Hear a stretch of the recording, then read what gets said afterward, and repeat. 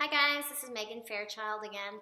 I thought today, I've been about a month not in my pointe shoes, and I thought I would pull them back out, and while doing so, kind of like talk about my pointe shoe process, how I sew them, and how I break them in and prepare a brand new shoe. So I have here sewn already my freed pointe shoes from the company. I, over the course of my career, realized that my right foot was almost like a half size bigger than my left. It's the foot I have a bigger bunion on, and I kept having chronic stress fracture or stress reactions in the base of my second metatarsal, which would be like right there. And I think it was just because the shoe was just like smushing it way too tight. So if you are having problems with your feet like that and having a lot of bone issues or chronic issues with your feet, I would look into the size of your shoe and make sure that maybe one of your feet is bigger than the other, or maybe both feet need a bigger size. So yeah, I wear, if you care to know, 5.5 double X heel pin on my right foot and a 5 double X heel pin on my left. So it's a full half size different. I personally wear Club Maker of Freed, and he's about to retire in like the next year, so I've been experimenting with different other freed makers. It's definitely not fun to have to switch a shoe, and that's how it is when you're younger. I remember always having to switch shoes because your feet keep growing. But as a professional, I haven't had to rethink my shoes much, and so now I'm trying all these different shoes and seeing what I like. So that's definitely a whole nother process. So how I sew my shoes, I always, if I've reused ribbon, usually that shorter ribbon goes on that outside. So this is my right shoe, and that's kind of how I remember that. And this is my left shoe with the shorter ribbon on the left side. I like to double cross, narrow elastic, and I put at the back of the heel, kind of just around the edges there is where it's connecting. And then for the front part of elastic and the ribbon, I kind of do it maybe like 3/4 of an inch back from that mid seam is where I start that ribbon. And I just do like 5 stitches that way, 3 stitches that way, just like with thicker thread, and that usually is enough to hold. But I do like having the elastic underneath the ribbon because it kind of helps that ribbon pull up that arch a little bit. So these are completely untouched shanks. I'm going to show you how I break everything in. This is how I would break it in for a show. If I had a show today, I would have a brand new pair of shoes sewn, and I would do this to them, these things to them, and then step on stage. That's the nice thing about Freeds, is that it's a performance shoe, so they're kind of ready to go right away. And I think for me, they're shaping the most pretty and the most not sickled when they're brand new. So there's, lots of different ballets have different needs, but for the most part, I'm usually doing my performances in a brand new freed.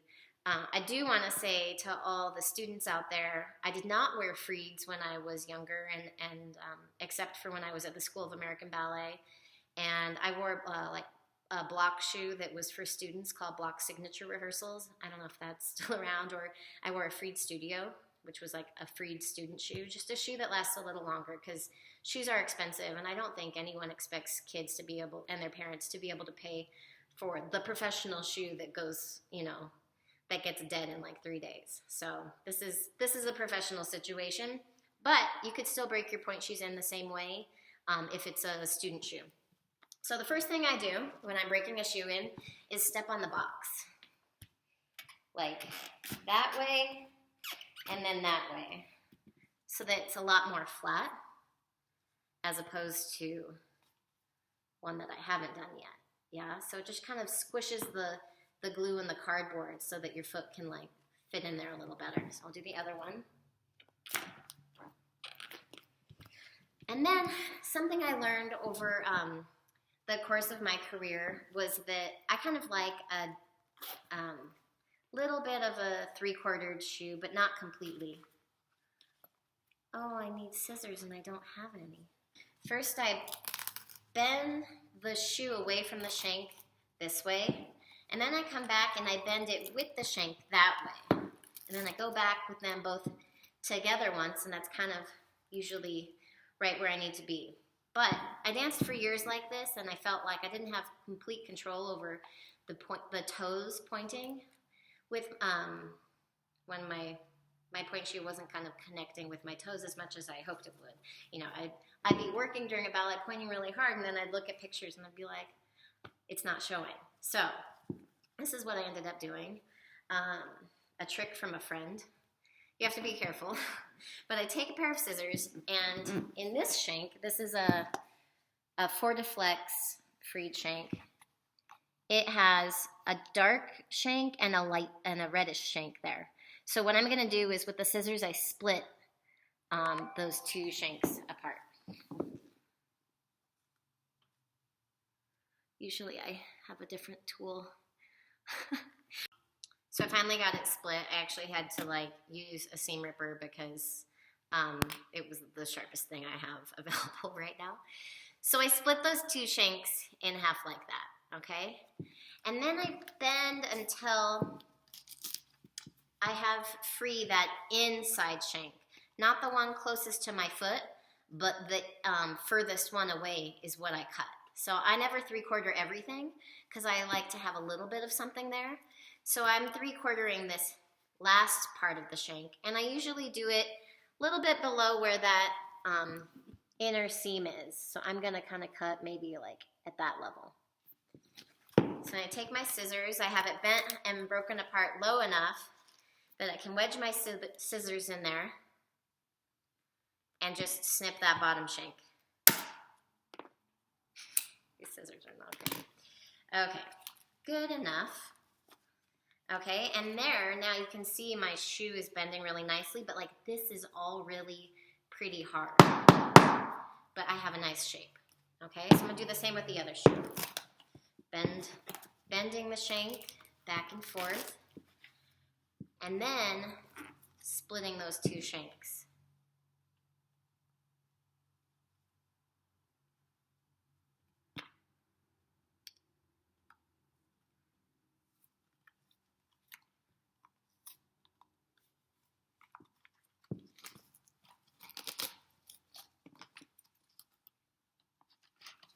And cutting, like for me, 1/2 inch below that seam, but I've fiddled around with it over the years, and actually sometimes I have my right shoe, I like to be a little broken down lower than the left. It just depends, and so you'll put your shoes on, you'll see where you are, and maybe you'll go back and adjust the level of the shank. Okay, so that's kind of how I break them in. I don't really do anything else. Other people, if they feel like their point shoes are really loud and they have a lot of running in this performance, or the shoes are just too hard in general, they'll go bang their shoe on a wall like that, like really hard. So at New York City Ballet, we have a whole wall that's like completely missing its paint backstage, and the girls are just whacking their point shoes as hard as they can. I count to 17 for some reason on each shoe and then test it out, because you know, we all have our lucky numbers. As for toe pads, when I started out, I used to wear lamb's wool and then lamb's wool toe pads, and those worked out pretty well. And then once I moved into the company, you're rehearsing so many hours during the day that something like that just doesn't feel sufficient, and it was always nice to be able to have something dry in my shoe every time so that it would last through each rehearsal. So like every new hour, I was using a paper towel. A lot of people at New York City Ballet use paper towels in their point shoes, and I would just like take a little paper towel about that size, fold it over, and then over like that, and stick my foot in my shoe, and then rip off whatever excess was hanging out. Now, I am obsessed with perfect fit point shoe inserts. These are not the prettiest ones. I tested out some prototypes for the inventor of fabric. So usually they're like this kind of blue, but these are really old and dirty. So what you're able to do with them is she gives you putty, and you're able to customize exactly where you want to have support or, you know, something comforting in there to make your toes feel better. So for me, I have a really pointy tailor's bunion out here. And for a really long time, that bone would just shift my whole shoe of the toes into a sickle.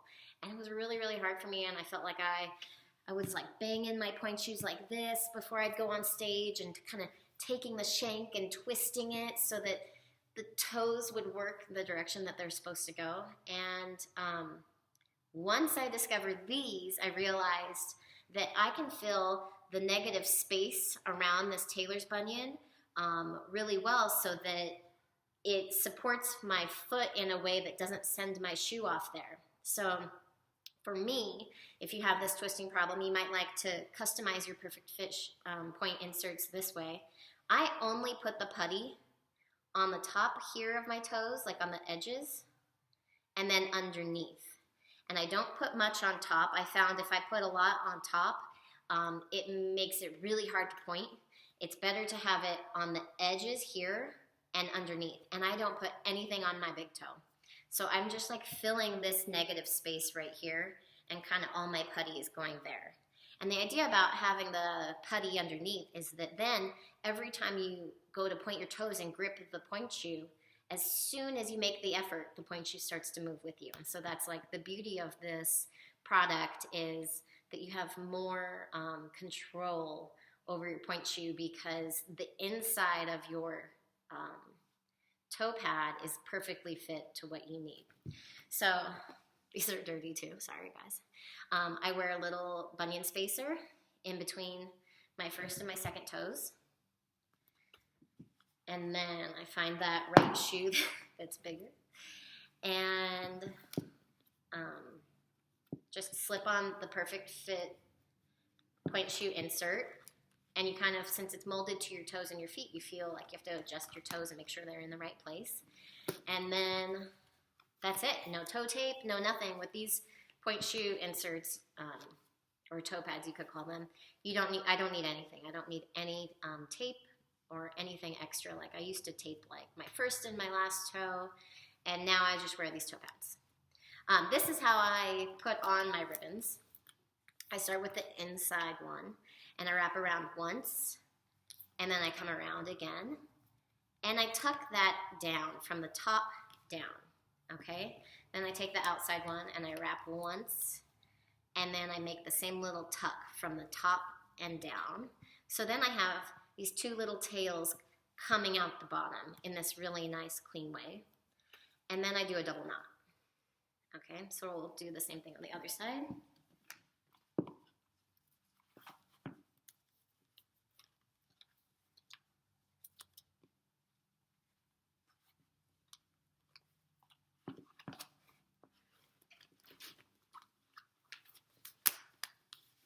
Okay, so inside first, all the way around from the top down, pull it tight so it's nice and lifted here, and then outside. And so they're both hanging down. I make a double knot, and I tuck them in. So the way I do that tucking, then when I tuck the knot in, it's really nice and clean. For a performance, I would take a thread and needle and sew a big X on the knot to keep it there, but never for a rehearsal. And just like the other side, I take the tail of the knot, kind of fold it in half, and then tuck that in. So it's really nice and clean. Then I still have to do my drawstrings. And one trick I have for drawstrings is to tie them when you're on demi-point so that they're at their tightest. That's when there's the most slack in the shoe. So you can see when I'm on point, there's not as much, and when I'm down, there's not as much, but when I'm in demi, there's all this extra slack in the drawstring area. So then I pull really tight there, and I just keep my foot on demi, and that's how I tie my drawstrings. And I do a double knot, and then just for rehearsal, I'll do a little bow. Other side. Sometimes I like to give a little twist to my shank, like in that way. I don't know if you can see, kind of twisting it like that, just to make sure it's not sickling in the toes, and then I do a demi point and double knot. Okay, and now my shoes are ready.